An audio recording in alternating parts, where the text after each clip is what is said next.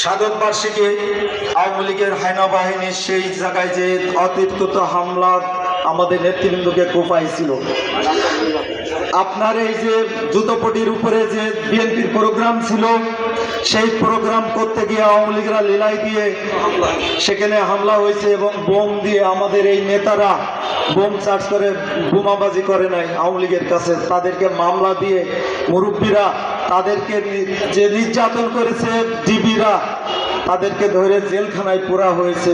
আমাদের ছাত্রদলের একটা প্রোগ্রাম ছিল, কেন্দ্র ছাত্রদলের নেতৃবৃন্দ এবং জেলা ছাত্রদলের নেতৃবৃন্দ সবাই উপস্থিত ছিল। প্রত্যেকের নির্মমভাবে মারা হয়েছে, তাদেরকে মাথা ফাটাই দেওয়া হয়েছে। এইভাবে প্রতিটা জায়গায় আমাদের কখনো কোনো মিছিল মিটিং এবং বাক স্বাধীনতা আমাদেরকে হরণ করেছে আওয়ামী লীগের হায়না বাহিনীরা। বান্দার আমার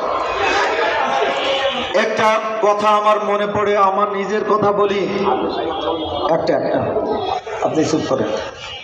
এই কলেজের সামনে 2010 সালে 15ই জুলাই আমার উপরে আওয়ামী লীগরা আপনার নির্মমভাবে আমাকে কুপাইছিল, গুলি করছিল। আমি যখন মারা যাব, যখন রক্তক্ষরণ হয়েছিল বন্ধুরা আমার, তখন আমার বড় ছেলের বয়স হচ্ছে মাত্র 1.5 বছর। তখন আমার চোখে জাল পড়ে যাচ্ছে। তখন আমি মনে হচ্ছে যে আমি মৃত্যু থেকে ধাবিত হচ্ছি। আল্লাহর কাছে শুধু ফরিয়াদ করলাম যে আল্লাহ, আমার সন্তানটা দেখে যাওয়ার সেই সময়টা তুমি দিলে না।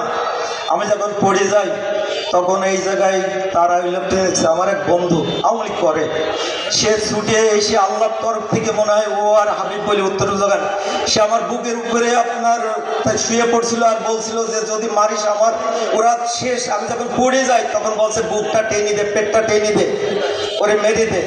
তখন ও বুকের উপরে শুয়ে পড়ছিল আর বলছিল যদি মারিস তাহলে আমারে মেরে দে, আমাদের মেরে দে। একমাত্র আল্লাহ সহায় ছিল সেই দিনকে আজকে বেঁচে গেছি এবং আপনাদের সামনে আজকে বক্তব্য দিতে পারছি। ওই দিনকে আমার নেতা আবুল হাসান জহির আপনার আমার সেই অবস্থায় যশোরে পাড়ায় আমার নেতা মরহুম তরিকুল ইসলাম সাহেব উপস্থিত, উনি এবং যশোরের প্রত্যেকটা ছাত্রদল যুবদলের নেতৃবৃন্দ কার্ড নিয়ে, কারণ এত পরিমাণ রক্তক্ষরণ হয়েছিল আমার বাঁচার কোনো আশা ছিল না। সেই দিন তারা রক্ত নিয়ে অপেক্ষা করছিল। আল্লাহ কেউ হায়াত দিয়েছে বন্ধুরা আমার।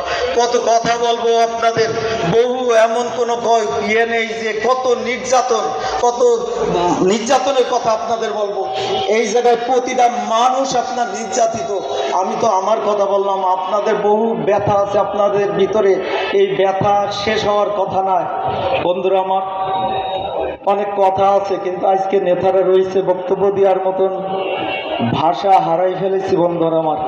তো একটা কথা বলি যে আওয়ামী লীগদের যারা আশ্রয় প্রশ্রয় দিচ্ছে, অনেক বিএনপি নেতৃবৃন্দ আমি শুনেছি তাদের বাড়িতে টাকার বিনিময়ে আশ্রয় দিচ্ছে। এই বিএনপিকে ধরবেন আর কুপাই আগে আওয়ামী লীগের আগে তাদেরকে হত্যা করবেন, এদের কোনো ছাড় নেই।